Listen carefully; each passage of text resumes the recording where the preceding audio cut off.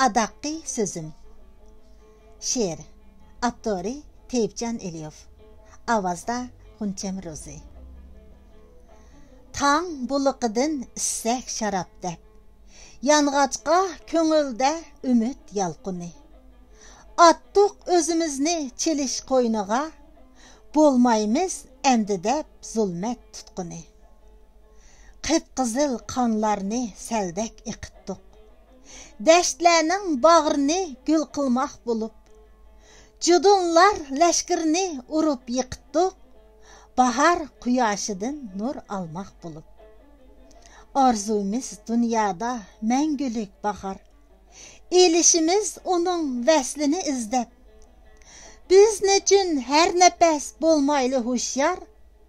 Tursa tün kündüzni qaplaşını közlep. Qandaq urap alsın hicalet bizni.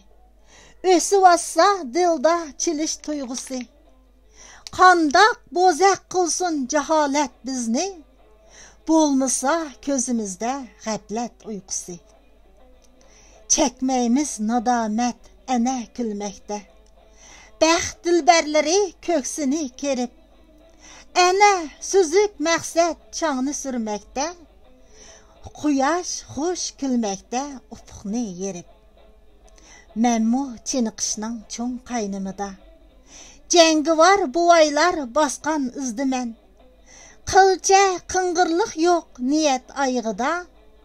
Elim uşu başta qılğan sözdümen.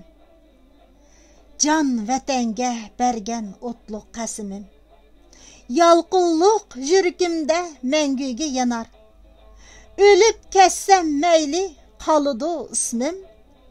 Qəbrəm üstüdə güller ecilar. Adaqi sözüm şu anla halayıq.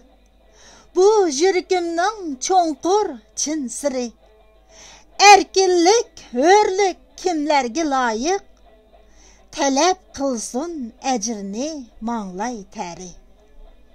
1948 yılı aprel. Qorğasda yazılğan.